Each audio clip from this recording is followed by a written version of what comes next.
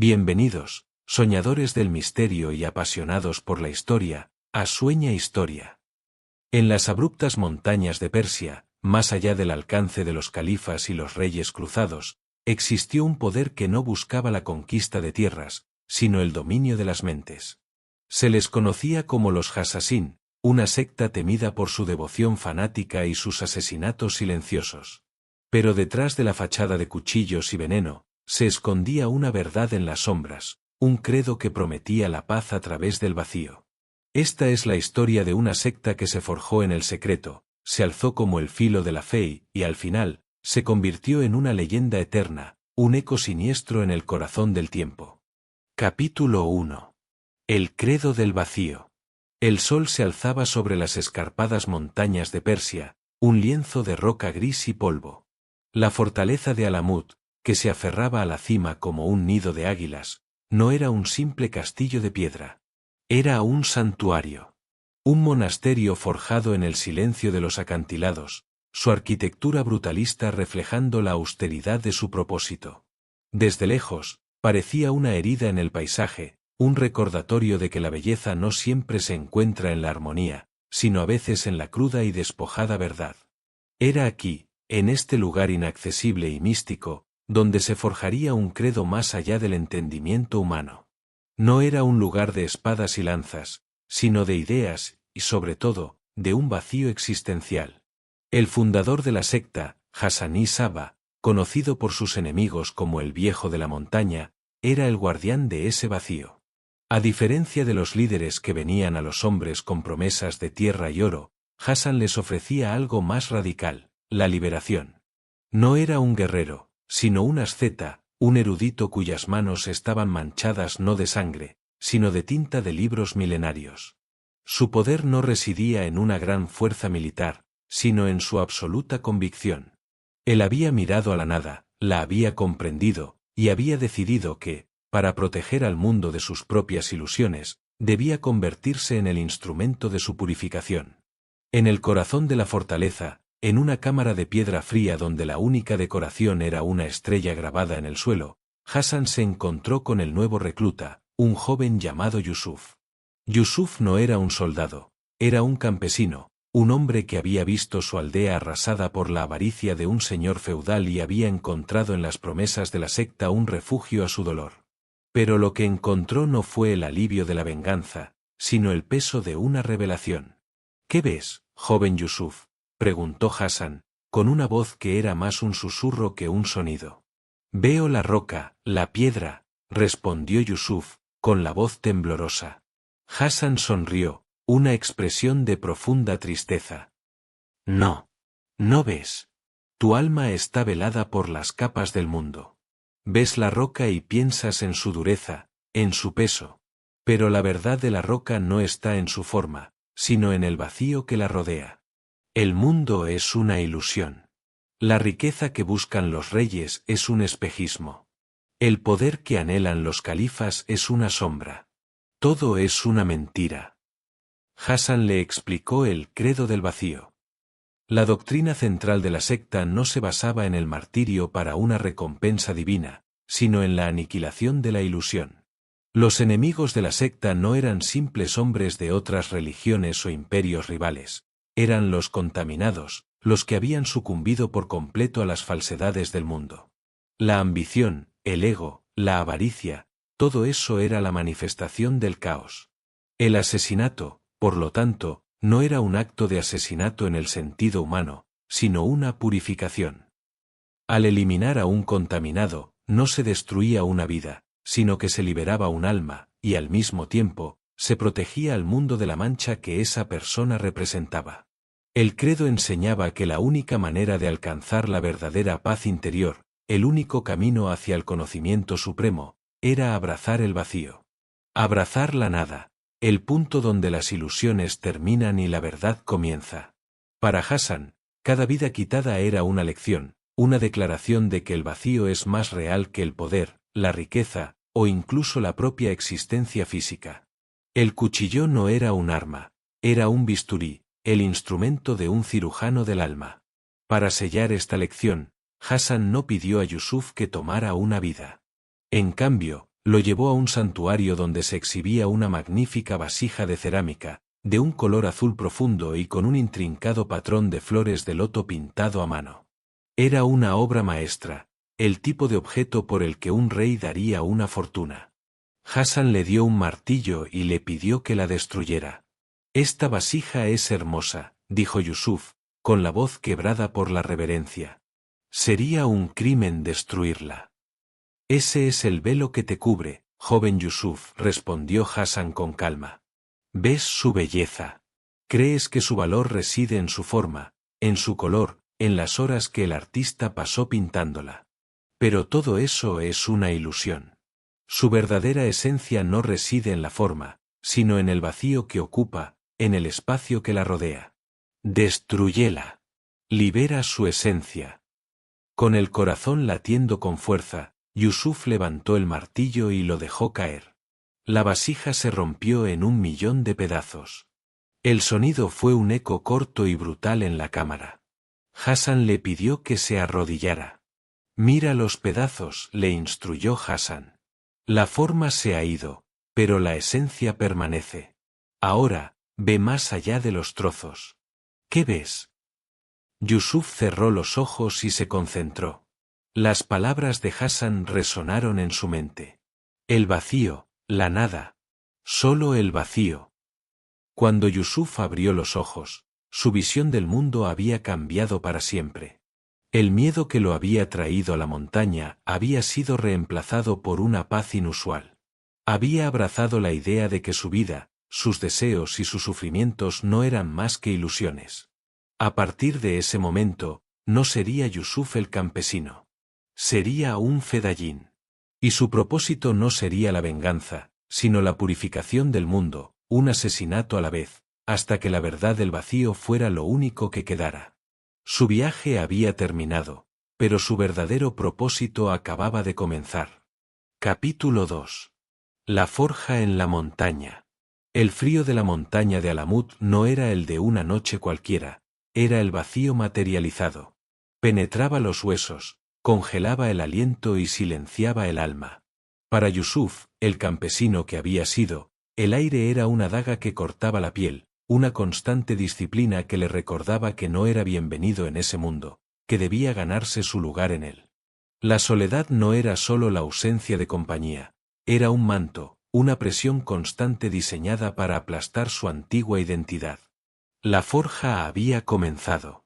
La vida en la fortaleza no era lo que se contaría en los cuentos de viajeros.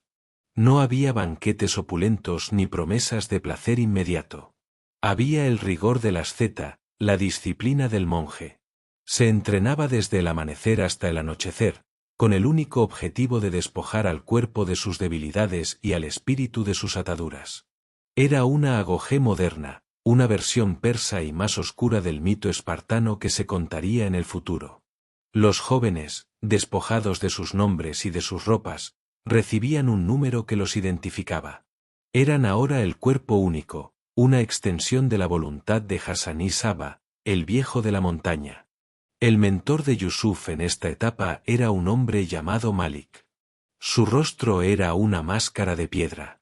No hablaba, no gritaba, no expresaba emoción alguna. Cuando Malik se movía, lo hacía sin sonido. Cuando miraba a sus pupilos, sus ojos eran un par de agujeros negros que no reflejaban nada. Era el vivo ejemplo del credo del vacío, la encarnación perfecta de la doctrina. Para él, los cuerpos no eran más que herramientas, vehículos que debían ser perfeccionados para un propósito superior. La fatiga no existía, el dolor no era más que una ilusión.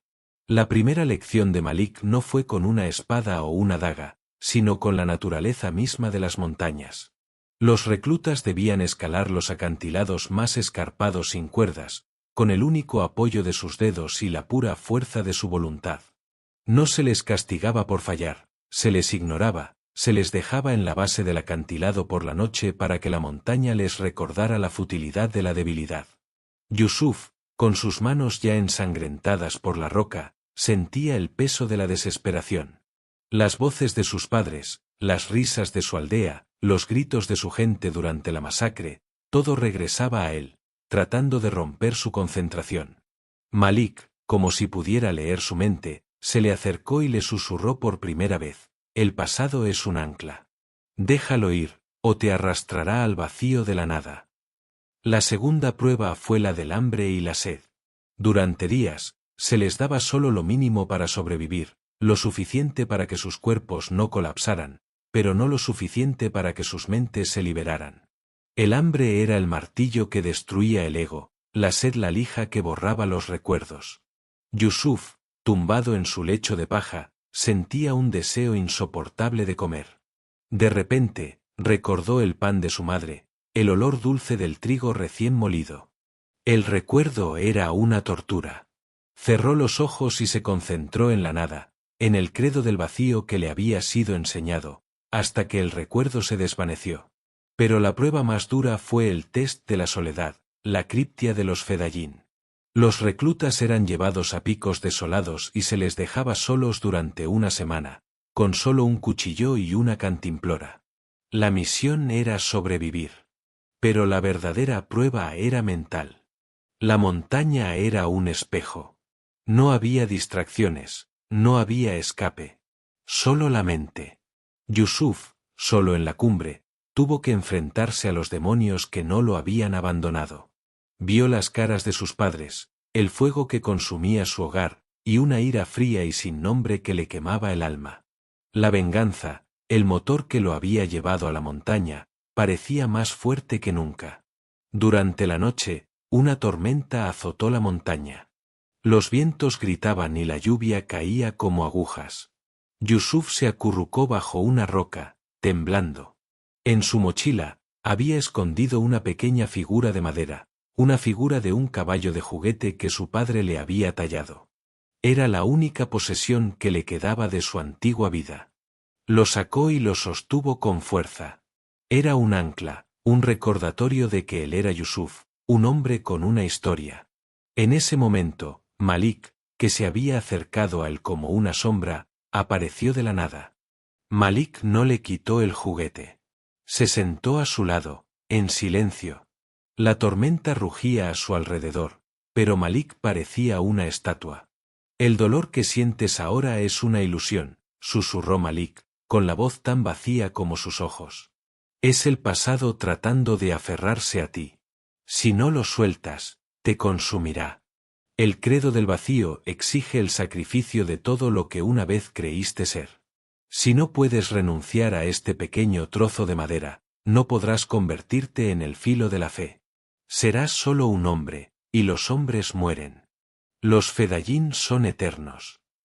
Malik se levantó y le ofreció la mano a Yusuf. Yusuf, con lágrimas que se mezclaban con la lluvia, miró la figura del caballo. Su dolor era real, su historia era real. Pero las palabras de Malik lo atormentaban. ¿Qué era más real, su dolor o la verdad de la que le había hablado Hassan? ¿Era su pasado su identidad, o una prisión? Con un grito silencioso que se perdió en el viento, aplastó la pequeña figura en la palma de su mano. La madera se astilló, y su pasado se hizo polvo. Cuando regresó a la fortaleza, no era el mismo. Había pasado las pruebas, había soportado el hambre y el frío, y había enfrentado a sus demonios. Pero lo más importante, había renunciado a su humanidad. Ahora su mirada era vacía, su rostro era una máscara. Malik asintió en señal de aprobación. Has dejado el dolor, susurró. Ahora, el vacío es tu fuerza. Yusuf ya no se llamaba Yusuf. Ahora era un número, un arma. Era un Fedayín.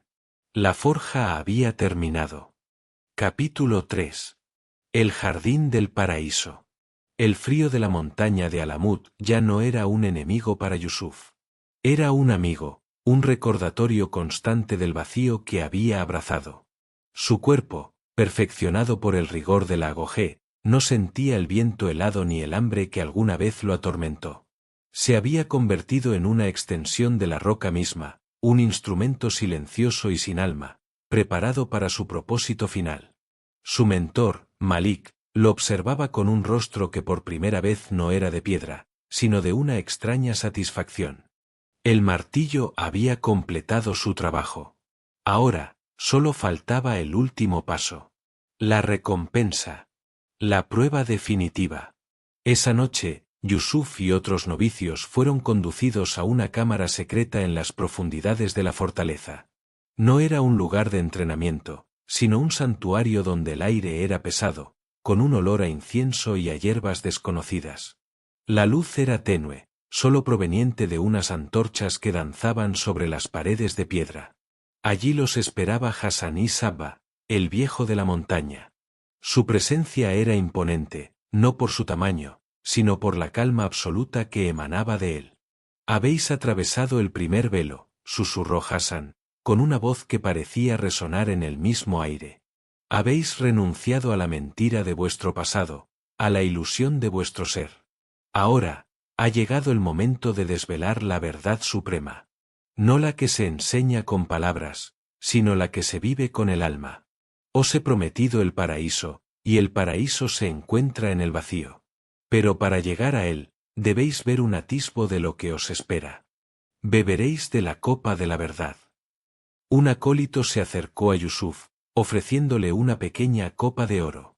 Dentro, un líquido espeso, oscuro y dulce, con un aroma a flores exóticas. Era la droga legendaria, el hachís, aunque la secta lo llamaba la llave del conocimiento. Sin vacilar, Yusuf bebió.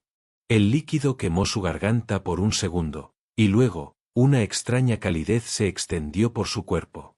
La habitación comenzó a girar, la luz de las antorchas se convirtió en una espiral brillante, y el sonido de la voz de Hassan se desvaneció en un eco lejano. Se dejó caer al suelo, cerrando los ojos. Cuando los abrió, no estaba en la cámara de piedra, sino tumbado sobre la hierba más suave que jamás había tocado. El aire era cálido, perfumado con el olor de miles de flores que nunca había visto. Sobre él, un cielo de un azul perfecto, sin una sola nube. A su alrededor, un jardín tan exuberante y vivo que parecía sacado de un sueño. Las fuentes murmuraban una melodía serena, y las hojas de los árboles de higo y granado se mecían suavemente con una brisa perfumada. Las frutas en las ramas no eran solo rojas, sino de un carmesí tan intenso que parecían resplandecer. Era el jardín del paraíso. Unas risas lejanas llegaron a sus oídos. Se levantó y caminó sin sentir el peso de su cuerpo. La fatiga, el hambre y el dolor no existían. Vio un riachuelo de aguas cristalinas que serpenteaba entre árboles. Alrededor del arroyo, un grupo de hermosas doncellas de ojos grandes y vestidos de seda lo observaban. Eran las Houris, las vírgenes prometidas en los relatos celestiales. No eran una ilusión, eran reales. Se acercaron a él, le dieron de beber de la fuente, y le ofrecieron frutas que sabían a néctar. Sus voces eran tan dulces como la música de las fuentes. «Has llegado, viajero», susurró una de ellas, con una sonrisa que encendió el mundo. «Has sido fiel al credo del vacío. Este es tu hogar eterno. Aquí, el dolor y la tristeza no existen. Solo la dicha y la paz». Yusuf se sintió abrumado. Toda su vida había sido una lucha. Su única experiencia de felicidad había sido la de su niñez, un recuerdo que el credo había borrado. Pero este lugar era diferente. No era un recuerdo, era la realidad. Era la recompensa. Se dejó llevar por la experiencia, por la calidez del lugar y la atención de las Houris. Le hablaron del credo, pero ahora no con las palabras duras de Hassan, sino con la voz suave del convencimiento. Le dijeron que el mundo exterior era una prueba, un valle de lágrimas que debía ser atravesado para llegar a este lugar. Y que cada vez que liberara a un alma del velo de la ilusión, estaría más cerca de volver a este paraíso. En el pináculo de la experiencia, una figura apareció entre los árboles. No era Hassan, sino un hombre de edad avanzada, con una túnica inmaculada y una barba de un blanco brillante. Sus ojos eran tan claros como el agua del río. El hombre era el mensajero, la manifestación de la sabiduría del credo. «No te quedes, joven Yusuf», dijo el mensajero, con una voz que era la calma de la eternidad. El camino aún no ha terminado. Este es solo un atisbo. Un aperitivo de lo que te espera. Tu misión aún no ha comenzado. Debes regresar al mundo de las sombras para continuar la purificación. Y cuando la completes, cuando tu alma se libere de su último velo, despertarás aquí. No despertarás en el frío de la montaña, sino en el calor de este jardín. Tu cuerpo será una herramienta, pero tu alma será eterna. La promesa era inquebrantable. El mensajero se inclinó, y el mundo de Yusuf se desvaneció. Las imágenes se convirtieron en manchas de color, los sonidos en un zumbido distante. La calidez del paraíso se disipó, reemplazada por el dolor de un frío insoportable. Cuando Yusuf abrió los ojos, estaba de vuelta en la cámara de piedra, tirado en el suelo de la fortaleza. Las antorchas parpadeaban, y la figura imponente de Hassaní Sabba se cernía sobre él. El aire era tan gélido y austero como lo había sido siempre. Pero su mente, antes vacía, estaba ahora llena. No de recuerdos, sino de la visión del jardín. Su corazón latía con un deseo que no era humano. Quería regresar a ese lugar, a ese Edén perfecto. «Has visto la verdad, hijo mío», susurró Hassan. «Ahora sabes por qué mueres. El mundo exterior es la mentira. Este es el único lugar real». Yusuf se puso de pie. No había miedo en sus ojos. No había duda. Solo una resolución de hierro. Había visto la recompensa. La muerte no era un final, era la puerta de regreso al paraíso. Su cuerpo, la herramienta, su alma, el billete. Su transformación estaba completa. Se había convertido en la encarnación perfecta de la fe, un arma biológica, un instrumento de la purificación. La siguiente fase de su adoctrinamiento sería la de un asesino. Pero él no se vería a sí mismo como un asesino, sino como un mensajero. Un mensajero del credo del vacío, llevando la liberación a los contaminados. Su primera misión, su primera purificación, le esperaba. Capítulo 4. El filo invisible. La frialdad de las piedras de Alamut se transformó en el calor abrasador de la capital de Persia, Isfahán. Para Yusuf, el cambio no fue un shock, sino una confirmación. La ciudad era una manifestación del caos que el credo del vacío había prometido, un laberinto de mercados ruidosos, donde los mercaderes mentían sobre sus productos y los mendigos suplicaban por limosna. Los palacios de los grandes señores se alzaban como monumentos a la avaricia, sus muros adornados con oro y seda, sus sótanos llenos del sufrimiento de la gente. Cada sonrisa era una máscara, cada saludo, una mentira. Era la ilusión en su forma más pura y corrupta, el velo que la doctrina de Hassaní Sabba le había enseñado a ver a través de él. La misión de Yusuf no era la de un soldado que asalta una fortaleza, sino la de una sombra que se desliza por una rendija.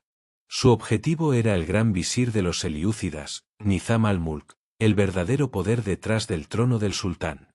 Para el mundo, era un estadista brillante, un patrón de las artes, un protector de la ley. Para los fedayín, era el principal portador de la contaminación del mundo, un hombre cuya ambición había tejido una telaraña de mentiras y corrupción que asfixiaba la verdad. Su asesinato no sería un acto de terror, sino un acto de purificación. La primera fase de la misión no fue la preparación de un arma, sino la de una nueva identidad. Yusuf había sido entrenado para ser un fantasma, una ausencia más que una presencia. En las primeras semanas, no hizo más que observar. Se sentó en los rincones de los bazares, observando los flujos de la gente, los murmullos de los mercados, las rutas de los guardias. Se camufló como un comerciante de telas, un oficio que le permitía viajar por la ciudad sin levantar sospechas. Aprendió los dialectos locales y las costumbres, pulió su acento hasta que nadie notó la dureza de su origen montañés. A medida que pasaban los meses, su objetivo se hizo más claro. No era solo la persona de Nizam al-Mulk, sino la rutina del hombre. Yusuf se infiltró en el palacio a través de un contacto menor, un sirviente con deudas de juego. Se convirtió en un fantasma en el gran hogar del visir, un ser que nadie notaba. Se aprendió la cadencia de sus pasos, el horario de sus comidas, la ruta de sus escoltas. Observaba cómo el visir sonreía y bromeaba con sus aliados, cómo su mano extendida en generosidad escondía un puño cerrado lleno de intriga. Yusuf, sin embargo, no sentía ira. Solo veía la ilusión en acción, la confirmación de la doctrina de Hassan. El dolor de su pasado, la ira por su familia, se había transformado en la fría lógica del credo. El visir era un tumor, un símbolo de una enfermedad que debía ser extirpada para el bien del todo. La fecha de la purificación llegó en la noche del 11º día del Ramadán, durante una procesión. El visir iba a ser recibido con grandes honores en la ciudad. El evento sería una demostración de su poder, una oportunidad para que el mundo viera su grandeza. Era el escenario perfecto. Era el momento de liberar la verdad. Yusuf se puso su túnica de sirviente. Llevaba la daga que le había entregado Hassan, un arma simple, sin adornos, una herramienta más que una joya. La hoja, afilada como un suspiro, era el filo invisible que cortaría el velo de la ilusión. La multitud era un mar de cuerpos. El calor del sol, el olor a especias, el clamor de la gente. Yusuf no sentía nada de esto. Su cuerpo era una máquina, sus sentidos estaban agudizados al máximo. Se movía como el agua entre la multitud, sin chocar con nadie, sin hacer ruido. El gran visir, Nizam al-Mulk, se acercó, sonriendo a su pueblo. Sus ropas eran de una seda exquisita, sus manos adornadas con anillos de oro. Parecía invencible, el amo de su propio destino. Yusuf se deslizó detrás de un pilar de piedra. El corazón del visir latía con el ritmo del poder. Yusuf podía oírlo. El sonido de un corazón lleno de la contaminación del mundo. Era el momento. Se movió en un destello. Los guardias se volvieron tarde. El movimiento fue tan rápido y preciso que apenas lo notaron. El grito del visir fue ahogado por el clamor de la multitud, un eco distante que solo unos pocos pudieron escuchar. Yusuf sintió la resistencia de la tela de seda, el contacto del metal con la carne. No hubo emoción. No hubo victoria. Solo la paz del deber cumplido. Había liberado un alma, había purificado al mundo de una mentira. Así como apareció, se desvaneció. No hubo persecución inmediata, no hubo clamor en su contra. La multitud se quedó congelada, mirando al visir que se desplomaba, su vida escapándose en un chorro de sangre. Se había logrado el primer acto de terror psicológico. El golpe no había sido solo físico, había sido un golpe al corazón de la estabilidad y la seguridad del imperio. Se le había recordado al mundo que nadie, ni siquiera el más poderoso, estaba a salvo del filo invisible del credo. Yusuf, ya lejos, se quitó la túnica de sirviente y se la puso a un mendigo que dormía en un callejón. Ahora era un fantasma de nuevo, sin nombre, sin forma. Se sentó en un rincón oscuro, mirando al cielo estrellado. No sentía orgullo, ni miedo. Solo una inmensa y profunda paz. El jardín lo esperaba. El paraíso estaba más cerca que nunca. Había entregado su vida en el mundo de la ilusión para ganar la vida en el mundo de la verdad. Su viaje de regreso a Alamut sería un peregrinaje de fe, un camino a casa. El primer acto de la secta de los Hassassin había sido un éxito, y el mundo no volvería a ser el mismo. Capítulo 5. El ojo del halcón. El regreso a Alamut no fue una procesión de victoria, sino un regreso al silencio. Yusuf, que en el mundo exterior era el fantasma que había derribado al gran visir, caminó por las puertas de la fortaleza como un simple novicio. No hubo aplausos, ni celebraciones. Su mentor, Malik, lo recibió con un gesto casi imperceptible de la cabeza, una señal de aprobación que valía más que todos los honores del mundo. El viejo de la montaña, Hassani Saba, lo miró con los ojos de un padre que ha visto a su hijo convertirse en hombre.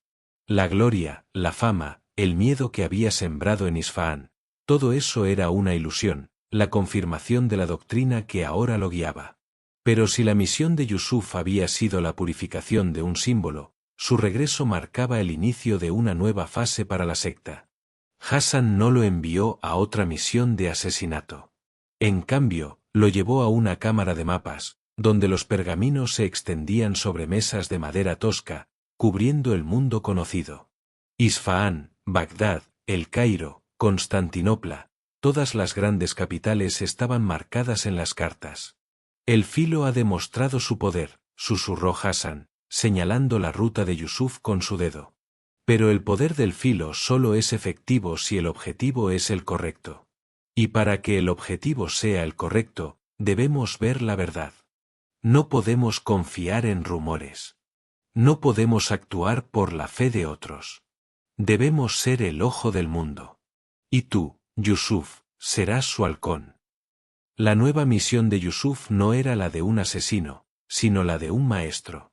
Su objetivo era entrenar a una nueva generación, no de guerreros, sino de fantasmas. De espías. El ojo del halcón. El entrenamiento era tan riguroso como el de los Fedayín, pero su enfoque era completamente diferente. Se trataba de la supresión total del yo, no para matar, sino para observar sin ser visto, para escuchar sin ser oído. Los pupilos de Yusuf eran jóvenes que habían sido elegidos por su inteligencia, por su capacidad de mimetizarse, por la ausencia de rasgos que los hicieran destacar. Yusuf, con la calma de un maestro zen, les enseñó a desaparecer en la multitud. La primera lección era simple: permanecer inmóvil en el centro del mercado más concurrido, hasta que nadie lo notara. Les enseñó a copiar los acentos de los dialectos más sutiles, a imitar la forma de andar de un mercader y la de un noble, a vestir ropas que no les decían nada y a caminar con el rostro vacío, sin expresar nada. La disciplina más importante era la de la memoria. Los Fedayín de este nuevo programa debían ser bibliotecas vivientes. Tenían que memorizar los planos de los palacios, las rutas de escape, el nombre de los guardias, el horario de las comidas. Pero lo más importante, debían memorizar las debilidades de los hombres. El amor de un rey por su hijo. La avaricia de un visir. El miedo de un general. Eran los pecados del mundo, la contaminación que el credo debía purificar. Esta información era la verdadera moneda de la secta, su arma más afilada. El credo del vacío se aplicaba de una forma sutil y terrible en este entrenamiento. A los jóvenes se les enseñaba a despojarse de sus emociones. La empatía era un obstáculo. No podían sentir pena por la doncella que traicionaba a su amante por un secreto de Estado, ni por el padre que vendía a su hijo a un señor por dinero.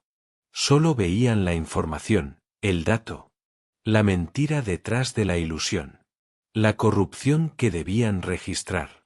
Yusuf, en su vacío, se sentía a veces como una de las estatuas de piedra de la montaña, un mero conducto para la verdad. Y esa verdad era que el mundo era aún más corrupto de lo que había imaginado. A medida que sus pupilos eran enviados, uno por uno, a las grandes capitales, la secta de los Hassasín crecía en una red de sombras. Los informes llegaban a Alamut, cuidadosamente codificados en pergaminos que parecían simples cartas de comercio. Hassani Saba, sentado en su cámara de mapas, tenía un conocimiento del mundo que ningún monarca poseía. Sabía quién traicionaría a quién mentiría a quién. Los asesinatos ahora eran precisos, selectivos. No se mataba por el bien de matar, sino para sembrar el terror con un propósito. Se eliminaba a un líder que se convertía en una amenaza, a un general que podía descubrir sus planes, a un erudito que podía descifrar su credo. El filo ya no era invisible solo por la velocidad, sino porque el poder detrás de él era incomprensible. Pero la nueva misión de Yusuf también reveló una fisura en el alma de la secta. Los jóvenes reclutas, a pesar de su entrenamiento, no estaban tan profundamente arraigados en el credo del vacío como la primera generación. Veían los asesinatos como una demostración de poder, un medio para ganar influencia política. La purificación se estaba convirtiendo en una excusa. La línea entre la verdad y la mentira se difuminaba, y la propia secta comenzaba a caer en el mismo pecado de ambición que criticaban en el mundo. El credo del vacío se estaba llenando lentamente, no de verdad, sino de la más peligrosa de las ilusiones, el poder. Yusuf lo veía en los ojos de sus alumnos, en la forma en que sus informes hablaban de conquistas y victorias, en lugar de purificaciones. Sentía un nuevo tipo de frío, uno que no venía de las montañas, sino de la corrupción del alma. Temía que el ojo del halcón se estuviera volviendo ciego, que en su afán por ver las mentiras del mundo, la secta se estuviera negando a ver la mentira en su propio corazón. Se habían convertido en la sombra de Oriente, pero, como toda sombra, corría el riesgo de crecer tanto que terminaría devorando su propia luz.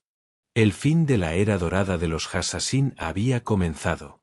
Capítulo 6. La sombra que devora. Alamut, una vez un monasterio austero y silencioso, se había transformado. Sus corredores, que antes solo conocían el eco de la disciplina, resonaban ahora con las voces arrogantes de los nuevos reclutas.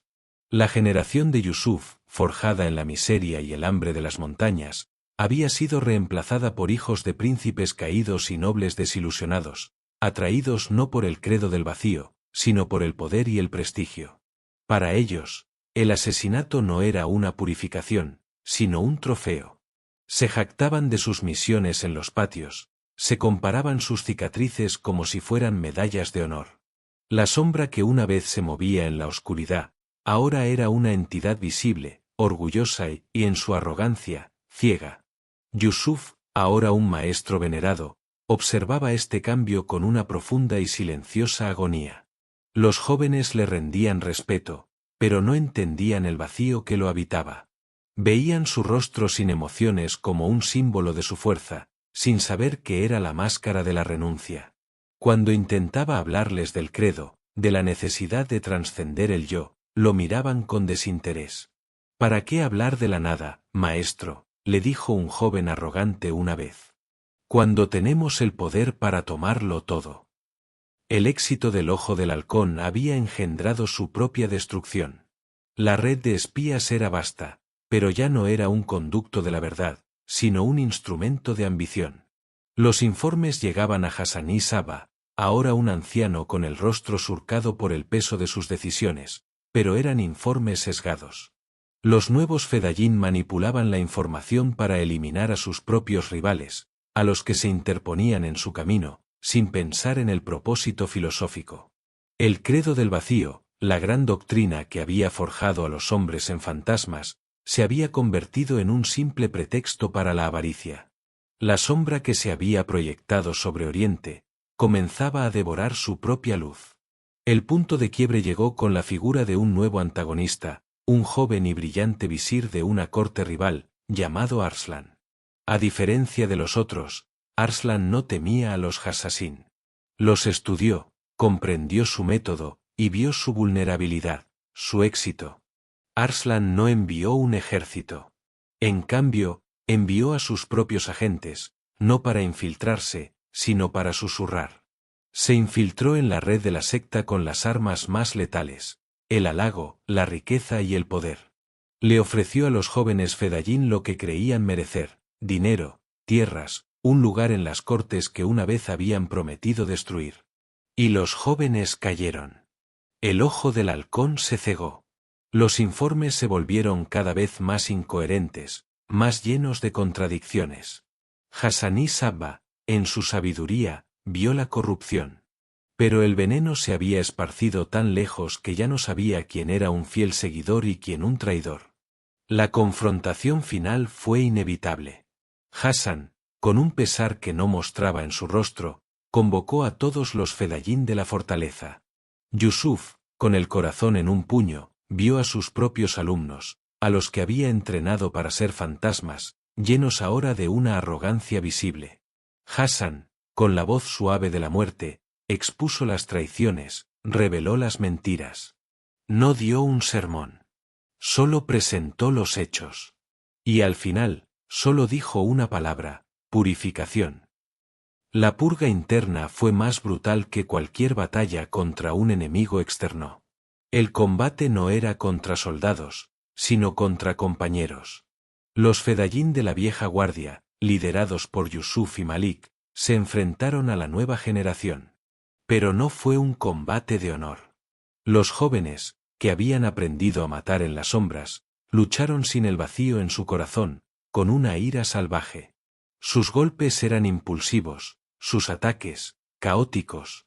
Yusuf, sin embargo, se movía con la precisión de una máquina, su cuchillo una extensión de su voluntad. No sentía ira, no sentía pena. Solo veía las mentiras que debían ser eliminadas. Vio los ojos de sus alumnos, llenos de terror y confusión, cuando se dieron cuenta de que la ilusión de su poder había sido una mentira. Su muerte era la única purificación que les quedaba. El duelo final fue entre Yusuf y el más arrogante de los nuevos Fedayín, un joven llamado Farid, que se había jactado de su propia habilidad. Farid luchó con furia, pero su rabia era su debilidad. Yusuf lo desarmó con un solo movimiento, y lo derribó. El joven, en el suelo, lo miró con los ojos llenos de miedo, su voz temblando. ¿Por qué, maestro? Pensé que eras mi guía. No soy tu guía, Farid, susurró Yusuf, su voz más vacía que nunca. Soy el credo del vacío. Y el vacío no tiene ambición. La ambición es la ilusión que te ha matado. Con un rápido y misericordioso movimiento, puso fin a la vida de su alumno. No hubo triunfo, ni victoria.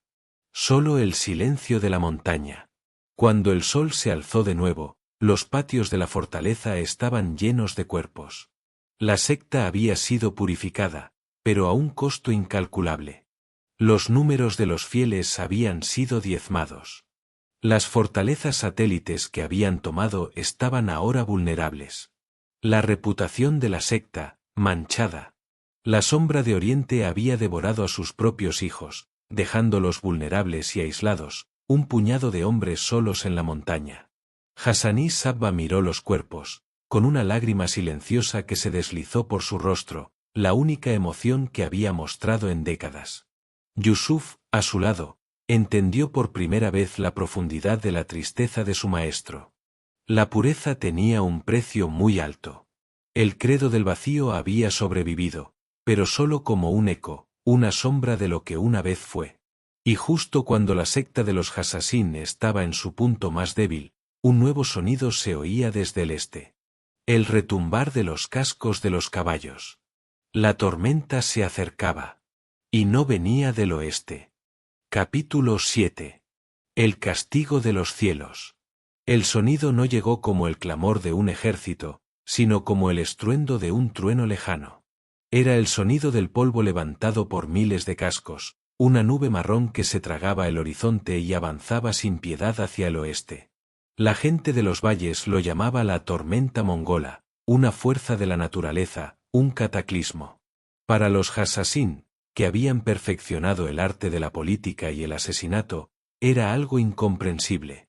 No eran como los cruzados, con su fe fanática, ni como los sultanes, con su ambición. Los mongoles eran el vacío personificado, un ejército que no buscaba la gloria, sino la aniquilación. Un martillo que venía del este para romper el mundo. Hassani Sabba, el viejo de la montaña, ya no era el líder que había fundado el credo del vacío, era la sombra de lo que había sido. Estaba encorvado, su voz era un hilo, pero sus ojos aún brillaban con la luz de una sabiduría milenaria. Había sabido que este día llegaría. Siempre le había dicho a sus seguidores que las ilusiones del mundo no durarían. Y la llegada de los mongoles era la confirmación de su doctrina. Eran el instrumento de la purificación final, una fuerza tan desinteresada en la vida humana como lo era el credo en la ambición. La purga interna había dejado a la secta diezmada. Alamut, su fortaleza inexpugnable, que había resistido siglos de asedio, se sentía ahora como una jaula. El ojo del halcón, la red de espías que una vez les dio el dominio, estaba rota y rota. Los pocos Fedayín restantes eran los más leales, los más puros. Yusuf, ahora el Fedayín de más alto rango, observaba la tormenta que se acercaba desde el mirador más alto de la fortaleza. No sentía miedo. Solo una profunda y solemne resignación. Habían vivido por el vacío, y ahora el vacío venía a cobrárselos. El líder de la horda era Hulagu Khan, el nieto de Genghis Khan, un hombre cuya reputación era más sangrienta que la de su abuelo. A diferencia de los ejércitos que habían intentado tomar Alamut antes, Hulagu no negoció, no envió heraldos para exigir la rendición. Simplemente sitió la fortaleza con una máquina de guerra masiva y despiadada. Sus catapultas no disparaban piedras, sino cuerpos de los prisioneros, una declaración simbólica de que la vida humana no tenía valor para ellos. El mensaje era claro: no venimos a conquistarlos, sino a borrarlos del mapa. La guerra de los Hassassin, la guerra de los asesinatos selectivos y el terror psicológico, era inútil contra una fuerza que no conocía el miedo. Los Fedayín, que eran fantasmas en las ciudades, eran solo carne y hueso contra un asedio masivo. Su legendario entrenamiento era inútil contra las máquinas de asedio mongolas. El filo invisible, la única arma que conocían, no podía cortar la avalancha de piedra, sangre y fuego. El asedio no era una batalla, era la agonía de una filosofía. Yusuf se puso al frente de la defensa. Vio a sus compañeros caer, su disciplina y su valor se desvanecían ante el brutal asalto. Por primera vez en mucho tiempo, un destello de emoción cruzó por su rostro vacío, una amarga ironía. Habían usado el miedo como arma, y ahora eran víctimas de un terror que superaba cualquier cosa que pudieran haber imaginado. Los mongoles, de alguna manera, habían comprendido el credo del vacío mejor que ellos mismos. No tenían ilusiones. No tenían deseos. Solo tenían una sola verdad: la destrucción. Pero la fortaleza no cayó por la fuerza de las armas. Cayó por la traición, el mismo veneno que había infectado a la secta. El ejército de Hulagu Khan, que era tan astuto como brutal, había usado su propia red de espías para encontrar una grieta en la armadura de los Hassassin. Descubrieron que el hijo de Hassani Saba, un hombre llamado Muhammad, había secretamente dudado del credo de su padre durante años. Los mongoles lo capturaron y lo manipularon, prometiéndole la vida si revelaba la debilidad de la fortaleza. El joven, corroído por el miedo y la duda, cedió. En un solo instante, la fortaleza, que había resistido a los más grandes ejércitos de Oriente, se rindió. Cuando los mongoles entraron en Alamut, no encontraron la secta de fanáticos que esperaban. Encontraron a un puñado de viejos y jóvenes Fedayín, con sus rostros vacíos, sin miedo en sus ojos. Hulagu Khan se encontró con Hassani Saba, el viejo de la montaña, en su cámara de mapas. El líder de la horda de guerra miró a este anciano, que había causado tanto terror, y no encontró más que un eco de lo que fue. El asedio había terminado, y la destrucción de la secta era total. La fortaleza fue saqueada y quemada. Los pergaminos sagrados que contenían el credo del vacío fueron arrojados a las llamas, un holocausto de la historia. Yusuf, sabiendo que el fin estaba cerca, fue llamado ante Hassan.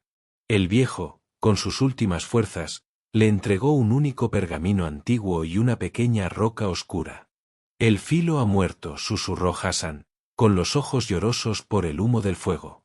Pero el vacío es eterno. No luches. No mueras aquí. Huye. Y lleva contigo la verdad. No la busques, pero permítete ser su guardián. El mundo aún no está listo para ella, pero un día, la verdad te encontrará. Yusuf no se opuso. La orden no venía de un hombre, sino de la verdad misma. Corrió a través de un túnel secreto, bajo las entrañas de la montaña. Detrás de él, los gritos, los choques de las espadas. El cielo se encendió, y Alamut se convirtió en una pira funeraria para un credo que había existido en las sombras durante tanto tiempo. La secta de los Hassassin había caído. Pero la verdad del vacío, su herencia, había sobrevivido, en la mano de un hombre que se convertiría en un fantasma, en el último guardián de la sombra. El eco de Alamut comenzaría ahora. Capítulo 8. El eco de Alamut. La furia de los mongoles, una tormenta de fuego y sangre, se desvaneció en un horizonte lleno de humo. Pero el silencio que quedó no fue de paz, sino el de un cementerio. Yusuf se movía en ese silencio. Ya no era un fedayín. Era un fantasma, una sombra. La única luz que lo guiaba era el resplandor de las brasas de lo que una vez fue su hogar, la fortaleza de Alamut. En una mano sostenía un pergamino antiguo, en la otra, una pequeña roca oscura, dos objetos insignificantes para el mundo, pero que cargaban el peso de un credo milenario. La roca era el corazón del Chaos, la antítesis de todo lo que la secta había buscado. El pergamino, la verdad pura, la única copia del credo de Hassaní Saba, el mismo que había justificado sus vidas, sus asesinatos y su caída. La era de los Hassassin había terminado. La era de su eco había comenzado. El camino de Yusuf no era un camino. Era una huida. Los mongoles, con una eficiencia fría y aterradora, cazaban a los sobrevivientes de la secta. No tenían compasión. Yusuf, que había aprendido a mezclarse en la multitud, ahora tenía que evitarla. Se movía por los desiertos, por los pasos de montaña menos transitados, por los valles olvidados. Sobrevivía como una bestia salvaje, alimentándose de lo que la tierra le daba, durmiendo bajo el vasto, indiferente cielo estrellado que había visto la caída de imperios y el nacimiento de leyendas. La disciplina de la forja, que le había permitido soportar el dolor y la privación en los barracones, era ahora su única arma para la supervivencia. A lo largo de su viaje, Yusuf fue testigo de la purificación final, no la que había predicado su secta, sino la que la naturaleza misma había desatado. Vio las ciudades que una vez florecieron reducidas a escombros. Vio a reyes y califas que una vez se creyeron dioses, reducidos a polvo en el camino. Los mongoles no tenían una filosofía que justificara su violencia. No tenían un credo para la purificación. Solo tenían una voluntad de hierro y una sed de destrucción total. Y esa cruda realidad era más devastadora para el alma de Yusuf que cualquier ataque. Había creído que los contaminados eran los hombres de poder, que el Chao se manifestaba en la ambición, en la avaricia y en la mentira. Había creído que la única forma de combatir ese caos era con una fuerza opuesta, un vacío purificador. Pero los mongoles eran el caos en su forma más pura. No tenían un propósito, no tenían una justificación. Eran una fuerza sin rostro que destruía por el bien de la destrucción. Y en su estela de muerte, el mundo se había convertido en un vacío real. Esto sembró una semilla de duda en el alma de Yusuf. La primera y más peligrosa emoción que había sentido desde que se había unido a la secta. Las enseñanzas de Hassan habían sido una elaborada justificación para la violencia, una filosofía para racionalizar un acto que la moral humana condenaría. Si la verdad era el vacío, y el vacío podía ser alcanzado con una fuerza sin credo como la de los mongoles, ¿qué sentido tenía el credo del vacío? Habían muerto sus hermanos, habían caído sus fuertes, habían renunciado a sus vidas, ¿por una mentira? Una noche, bajo un cielo tan vasto y lleno de estrellas que parecía infinito, Yusuf se detuvo al borde de un acantilado. Sacó el pergamino y la roca. La roca era pesada y fría en su mano. La arrojó al abismo. No, era el corazón del Chaos. El pergamino era la verdad. La arrojó al fuego. No. ¿Qué era la verdad si no tenía una forma de ser transmitida? Se sentó en la oscuridad, con sus dos posesiones en la mano, y tuvo un diálogo consigo mismo, la única persona que quedaba en su mundo. Somos la purificación, se dijo a sí mismo. Somos el filo invisible. Creímos que estábamos destruyendo las ilusiones. Pero quizás, solo éramos una ilusión más. Una sombra creada por la ambición de un hombre. Una mentira para dar sentido a la muerte. Las palabras de su mentor, Malik, resonaron en su mente. El dolor que sientes es una ilusión. Pero el dolor de su duda era real. Era un agujero en su alma que el vacío no podía llenar. En su punto más bajo, cuando la desesperación amenazaba con consumirlo, Yusuf vio algo pequeño en la base del acantilado. Una pequeña flor solitaria, de un color violeta pálido, que crecía de una grieta en la roca. Era una manifestación de la vida, de la creación, de la belleza. Los mongoles, con toda su fuerza, nunca podrían haber creado esa flor. La destrucción es simple, la creación, un acto de fe. En ese momento, una nueva revelación se apoderó de su alma. La doctrina de Hassan no había sido una mentira, sino una verdad incompleta. El vacío no era la meta, sino el punto de partida. La purificación no era un fin en sí mismo, sino una forma de hacer espacio. Los mongoles habían creado un vacío de la nada. Pero el credo del vacío había buscado un vacío para llenarlo de algo más. De paz. De conocimiento. De verdad. La secta había fallado, se había corrompido, pero la semilla de su filosofía seguía siendo pura. Yusuf se dio cuenta de su nuevo propósito. No debía buscar la muerte, ni el martirio. Su misión ya no era la de un asesino, sino la de un guardián.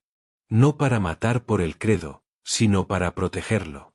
El credo no era una fuerza que se imponía, sino una verdad que se compartía. El eco de Alamut no sería la historia de una secta de asesinos. Sería la historia de un hombre que se aferró a una idea en un mundo que lo había perdido todo. La lanza había caído, pero el credo del vacío vivía en su corazón. Su viaje continuaría, no como un guerrero, sino como una sombra, llevando la verdad en un mundo de mentiras, esperando aquel momento adecuado para desvelarla. Capítulo 9. La diáspora de los fieles. La fortaleza de Alamut era ahora solo un recuerdo lejano, un eco en el corazón de Yusuf. El fuego de la destrucción mongola había quemado sus piedras, pero no había consumido la verdad que llevaba en su interior. Ya no era el Fedayín, el fantasma que se movía entre reyes. Era un peregrino silencioso, un hombre sin nombre que se fundía con las multitudes de refugiados, un espectador más de la marea de caos que los mongoles habían desatado.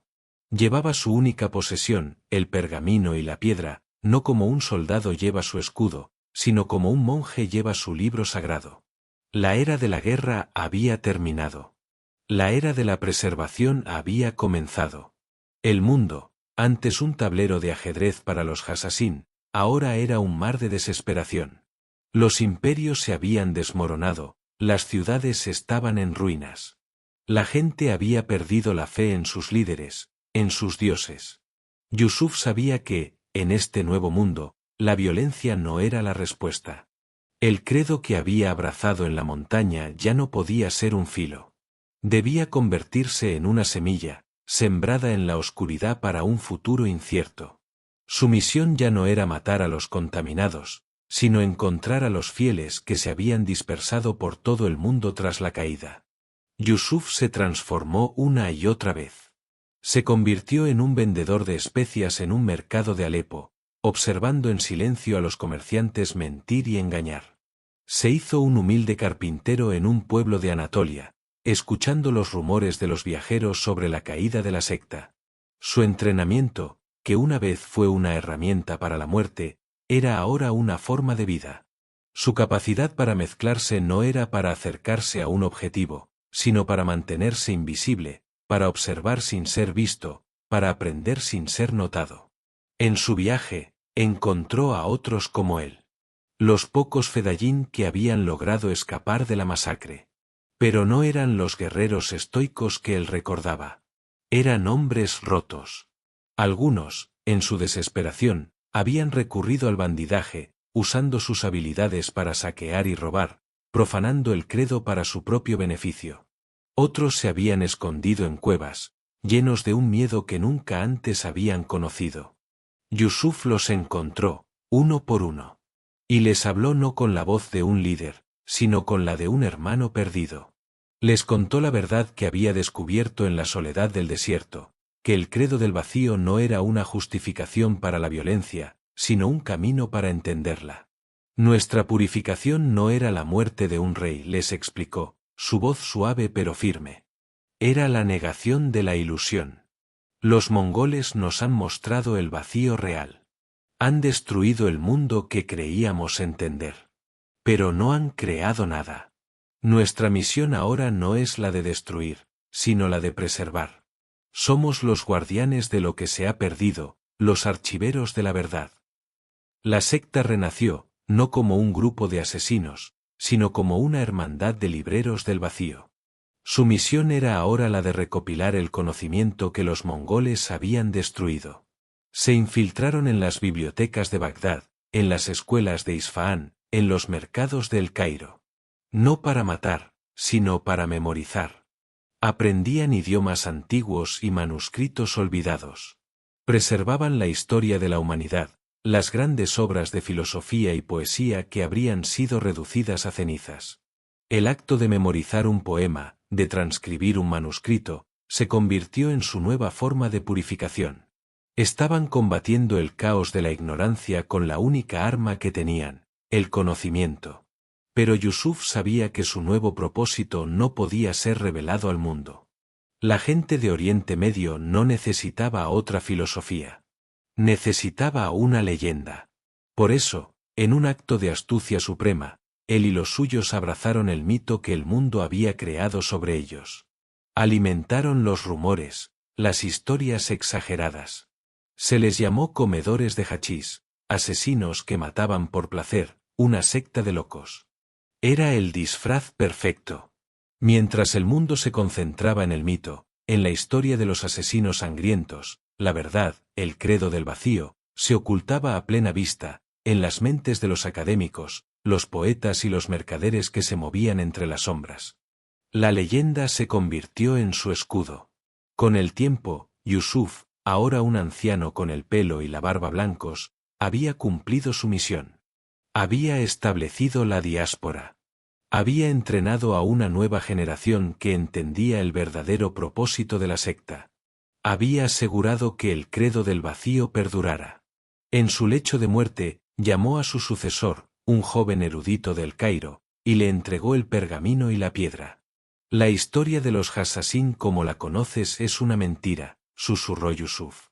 Es la leyenda que hemos creado para protegernos. Pero la verdad, el credo del vacío, vive aquí. No en la violencia, sino en el conocimiento. No en el poder, sino en la paz. Debes ser el guardián de esta verdad. Guárdala de las sombras del mundo, y protégela de las sombras en tu propio corazón. Con un último suspiro de alivio, Yusuf se desvaneció. Murió en paz, sabiendo que su vida, que había comenzado con un acto de violencia, había terminado con un legado de preservación. El eco de Alamut no se apagó, se hizo un susurro. Y ese susurro se esparció por el mundo, esperando el momento de ser oído de nuevo. Capítulo 10. La herencia de la sombra. Siglos pasaron. La fortaleza de Alamut se convirtió en una ruina, un esqueleto de piedra sobre una montaña olvidada. Los mongoles, la fuerza que la había derribado, se disiparon en las brumas de la historia, sus imperios fragmentados y olvidados. Y la historia de los Hassasín, la secta que una vez aterrorizó a los imperios, se convirtió en una leyenda. En los libros de historia, eran los asesinos fanáticos comedores de hachís que mataban por placer. En los cuentos de los viajeros, eran fantasmas que aparecían de la nada para cumplir la voluntad de un viejo enloquecido. El mundo, en su prisa por olvidar el terror, había enterrado la verdad bajo la conveniencia de una mentira. Pero la mentira era su protección. La leyenda era su escudo. La herencia de Yusuf, el credo del vacío convertido en una diáspora silenciosa, había sobrevivido. No en fortalezas, sino en las bibliotecas de Alejandría, en las escuelas de Estambul, en los mercados de Venecia. La secta de los Hassasín ya no existía. En su lugar, había una hermandad de libreros del vacío. La sombra de Oriente no se había desvanecido, se había hecho aún más invisible. Su misión no era la de matar, sino la de preservar. No la de destruir imperios, sino la de proteger la frágil llama del conocimiento. En el siglo XXI, en una universidad de Londres, un profesor de historia de nombre Elías se dedicaba a desentrañar los secretos de la Edad Media. Elías era un erudito, un hombre de libros y manuscritos, pero en su corazón, era un fedayín. Era el último descendiente de la línea de Yusuf, un guardián de la herencia. Su misión, la culminación de la vida de Yusuf, no era la de un asesinato, sino la de una purificación final. Una mentira milenaria, tan destructiva como un ejército, había contaminado la historia. Un documento falso, una crónica escrita por los enemigos de la secta, había sido la base de la leyenda de los asesinos, demonizándolos y enterrando su verdadero propósito. El pergamino de Hassaní Saba, la única verdad, había sido ocultado por siglos. La pequeña roca, el corazón del caos, era la clave para encontrarlo. La misión de Elías era encontrar el pergamino y exponer el documento falso, para que la verdad pudiera ver la luz. Era un acto de purificación para el alma del mundo. Pero el camino de Elías era tan peligroso como el de Yusuf. El poder de la mentira es más fuerte que el de cualquier rey. A medida que se acercaba a su objetivo, la tentación de usar su conocimiento para influir en los eventos mundiales era inmensa. Podía usar las verdades que descubría para arruinar a corporaciones, para derrocar gobiernos. Su propio credo del vacío se ponía a prueba. El poder, la ambición, la misma contaminación que había destruido a la segunda generación en Alamut, lo tentaba. Pero él recordaba la lección de Yusuf. Un guardián no es un dueño. Un guardián es un siervo de la verdad. El enfrentamiento final de Elías no fue con una espada, sino con la conciencia. En una bóveda secreta, en las profundidades de una biblioteca, encontró el pergamino de Hassan. El documento era frágil, sus palabras una promesa del vacío. En el mismo lugar, encontró el documento falso, una obra de arte, una mentira tan bellamente elaborada que se había vuelto más real que la verdad. La tentación de usar el poder que ahora tenía era abrumadora. La de revelar la verdad a un mundo que no la quería era peligrosa. Pero la herencia de Yusuf le susurró en el oído, no era su deber cambiar el mundo, sino simplemente proteger la verdad de él. Con un acto que reflejaba la destrucción de la vasija por parte de Yusuf en el primer capítulo, Elías tomó el documento falso y lo quemó, arrojando su ceniza al viento. No sintió alegría ni tristeza. Solo la fría y profunda paz de una purificación completada. Su misión era borrar la mentira, no imponer la verdad. El credo del vacío le había enseñado que la verdad es un camino que cada persona debe encontrar por sí misma. El final de la serie no fue un final en absoluto. Fue una reflexión sobre la naturaleza de la historia y el legado. Los Hassassin, los legendarios asesinos, eran una mentira. Pero la idea que fundaron, el credo del vacío, era una verdad. La historia no se escribe con espadas, sino con palabras. Y si esas palabras se perdían, si las verdades se destruían, entonces el mundo caería en un vacío real, un caos del que nadie podría salvarlo. La herencia de la sombra no era la historia de un grupo de asesinos, sino la de un pequeño grupo de hombres que, en el corazón de la oscuridad de su era, se atrevieron a creer que la verdad valía la pena ser salvada. La historia de los Hassassin es la historia de cómo la posesión de una idea pura puede destruir a un pueblo, pero la historia de la herencia de la sombra es la de cómo un pueblo puede, incluso en la derrota, salvar esa idea para las generaciones futuras. El eco de Alamut no se ha silenciado. Sigue susurrando en las sombras, en las páginas de libros olvidados, en los callejones de las ciudades antiguas. Espera, paciente, a la próxima generación de guardianes, a la próxima amenaza al conocimiento, lista para emerger una vez más, no como un filo, sino como una sombra, llevando la antorcha de la verdad a través del vacío del tiempo. Reflexión final. A lo largo de la historia, las grandes civilizaciones y los movimientos que se alzaron para desafiar al mundo han compartido un patrón recurrente. Es un ciclo de pureza, corrupción y, finalmente, caída. Ya fueran los espartanos forjados en el estoicismo de la agogé, o los Hassassin con su devoción al credo del vacío, ambos buscaron la perfección y el orden en un mundo que percibían como caótico. Ambos fracasaron. ¿Qué nos dice esto? Que el ser humano es un vaso imperfecto para la pureza. Que la fuerza que nos eleva también es la que nos destruye. Los espartanos, que sacrificaron todo por la disciplina, se corrompieron por la gloria que ésta les otorgó. Los Hassassin, que abrazaron el vacío para purificar el mundo, terminaron llenándolo de su propia ambición. La gran ironía es que, en su búsqueda por la perfección, ambos se convirtieron en lo que más odiaban. Pero quizás su verdadero legado no sea su caída, sino lo que sobrevivió a ella. Los espartanos nos dejaron la idea de que la disciplina y el sacrificio forjan un espíritu inquebrantable. Los Hassassin, por su parte, nos enseñaron que la verdad y el conocimiento deben ser preservados en las sombras para sobrevivir a la destrucción. No es en la victoria donde encontramos su significado, sino en el eco de su fracaso. En última instancia, estas historias nos recuerdan una verdad fundamental: ninguna ideología, por pura que sea, puede resistir la naturaleza humana. El Chaos, la sombra de Oriente, el enemigo que buscaban derrotar, siempre estuvo dentro de ellos mismos. La verdadera batalla no es contra el mundo, sino contra la corrupción del propio espíritu. Y la única victoria duradera no es la de un imperio, sino la de una idea que sobrevive al fracaso y, a través de él, se hace más fuerte.